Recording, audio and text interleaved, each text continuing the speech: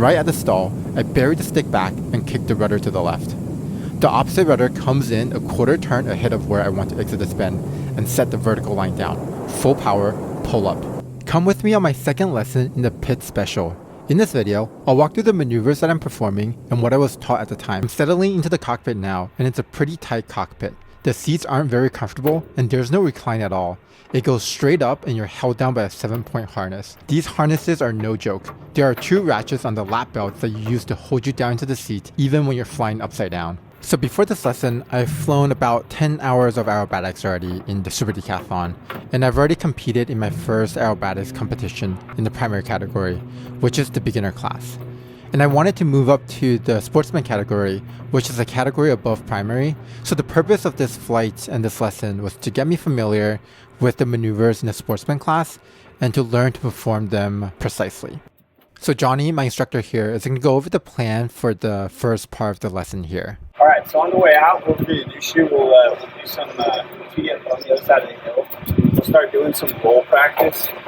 So we'll mess around with the slow roll because that's going to be a large part of what we're doing. Probably the hardest part of what we're doing. Because you're going to have to do it for the wags in, right? Build in for on the 45, and then it's going to be really important to kind of figure that out. We're putting on our headsets now, and as you can see, we're not wearing the regular big, bulky aviation headsets. We're both wearing in-ear headsets. The problem with regular headsets is that they will fall off your head when you're pulling G's or flying upside down. So I'm wearing the Quiet Technology Halos, and Johnny looks like he's wearing the Clarity Alofts. Alright, you ready? Okay, it's time to close the canopy and go flying. The next noise you'll hear will be the fuel pump priming the engine for startup.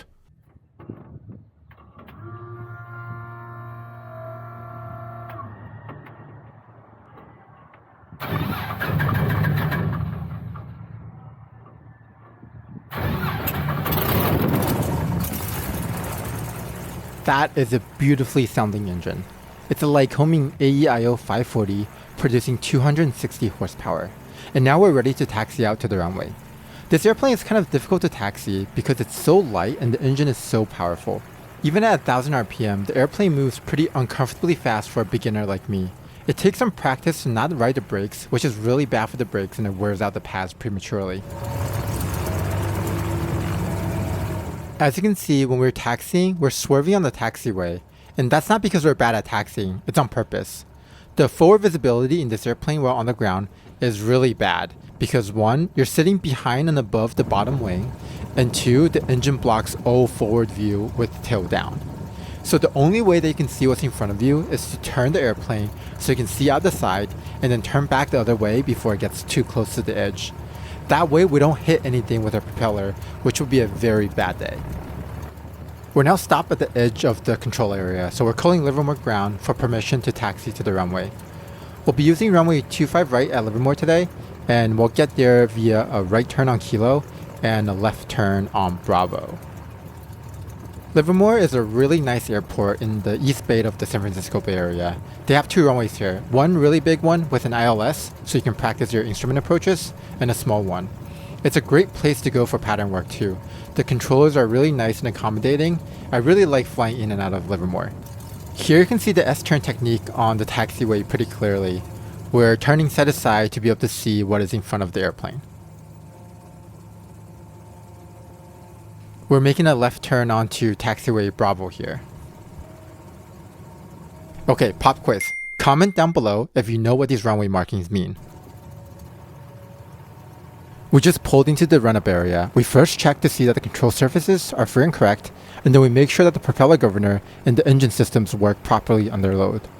With the final checks complete, we're just about ready to take off.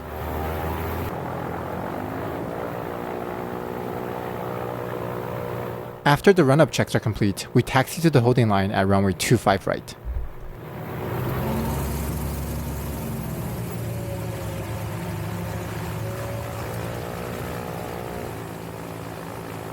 We crossed the runway hold short markings after receiving our takeoff clearance, and we're making our way to the runway.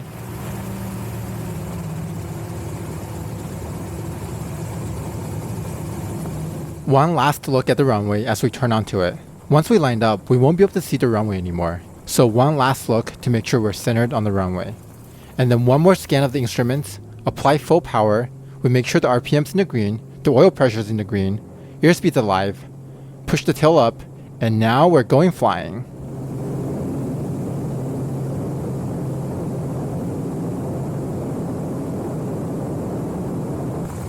Here's another angle of the takeoff looking back.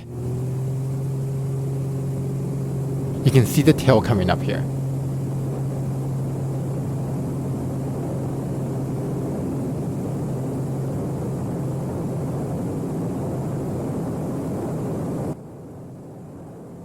It's hard to tell from the camera angle here, but the pit special has a pretty steep climb angle, and it feels like you're going uphill on a roller coaster ride. Except what follows is even better than roller coasters.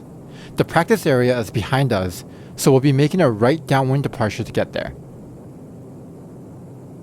I'm not sure how clearly the camera shows this, but this airplane is so incredibly responsive. Even the slightest pressure on the controls will command a movement. There's absolutely no delay between when you move the controls and when the airplane responds. If you came from flying a normal airplane, flying at pits for the first time will blow your mind. Going from the 172 to this is like going from driving a school bus to driving a sports car. As we get to the practice area, we're going to do an inverted systems check. We're going to roll the airplane upside down to make sure that we're strapped into the airplane tight and there's no loose items in the cockpit that can fall out and damage the very expensive canopy. We also make sure that the inverted fuel and oil systems work properly and that the engine still gets good fuel and oil pressure upside down.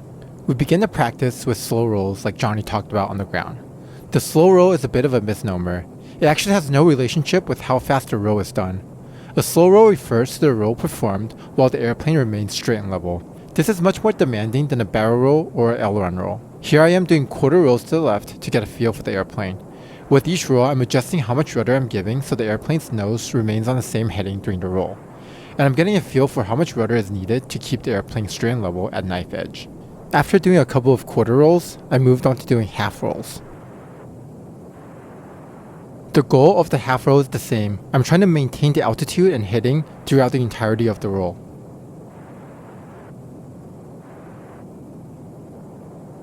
Here's the view looking back at the control surfaces.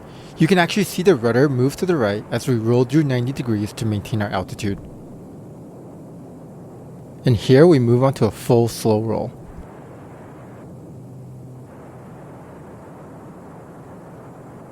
Again, with the rear view, you can see how the rudders are moving through the knife edge as we try to maintain altitude without the wings.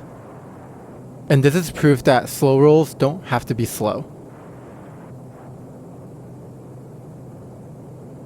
We're now moving on to the box practice part of the lesson. Aerobatic competitions are done in what's called an aerobatic box. It's a 1 kilometer by 1 kilometer square on the ground where all the maneuvers have to be completed. The judges sit about 800 feet away, abeam the center of the box. It's one thing to be able to fly aerobatics safely, and it's a whole other thing to fly aerobatics so that someone on the ground can comfortably see it. Aerobatics competition flying lends really well into airshow flying. The same skill set that a competition pilot uses so that the judges can see the maneuvers clearly translates directly into airshows when the judges are replaced with a crowd. We're flying towards our practice box for today. It's the roundest shape on the ground here. This dirt road is what we're going to use as our imaginary boundary that our pretend judges will sit against. Here I am doing a couple of practice wing wags. They're used to signify to the judges that this is the start of my sequence of maneuvers. I want to start my dive into the box at an altitude where when I pull out of the dive, I'm going to be right at 3,500 feet above the ground, which is the top of the aerobatic box, and right below my maximum speed for the airplane. As we approach the middle of the box, I make a very steep left turn to almost 90 degrees as you can see here, and I dive towards the ground. This is a very precise maneuver. During the dive, I do 3/4 rolls towards the judges as my wing wag to signal the start of my sequence. I pull level here and drive towards the center of the box. And just past the center, I start pulling up for my first maneuver. This is called a pull Humpty. This view gives a great vantage point of our aerobatic box.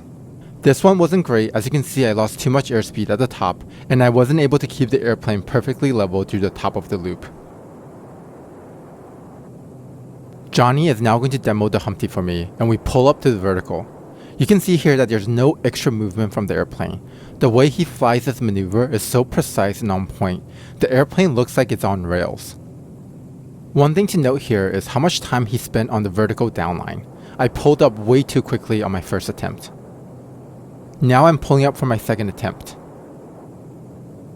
We're looking at our left wing here to make sure that the wings are perfectly perpendicular to the horizon. This one is a lot better, but there's still some oscillation on the pitch as I pull to the vertical down, and I'm still pulling level too quickly. Mostly because diving straight at the ground at 100 miles per hour and gaining speed fast is a bit intimidating and it takes some getting used to. The Humpty is a bit of a difficult maneuver because at the top of the vertical line, there's very little airspeed, which means that the control surfaces are not very effective. Timing is crucial because half a second too late might mean that you don't have enough control authority to do the half loop. But pull too early means that you're not drawing enough of an upline. This next maneuver is called the emo min. It starts with a half loop, so we pull to the inverted,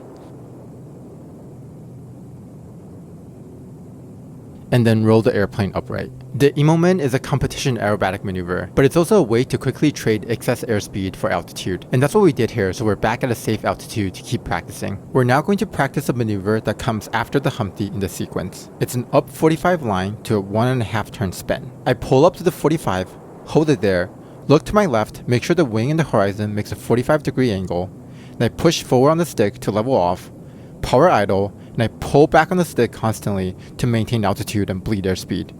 And right at the stall, I bury the stick back and kick the rudder to the left. The opposite rudder comes in a quarter turn ahead of where I want to exit the spin and set the vertical line down. Full power, pull up. The difference between a regular spin recovery and a competition spin is that the judges expect you to hold the vertical line down before pulling up. Points are deducted for going negative or positive there. That was about half the lesson we did. Let me know if you want to see the rest of the flight. The pit has a reputation for being difficult to land, and we come in at a pretty steep angle here so that we can see the runway over the engine cowling. And as we go over the runway threshold, we go power idle, take one last look at the runway, and pitch for the 3-point attitude and hold it there. We touch down with a small bounce and are safely on the ground.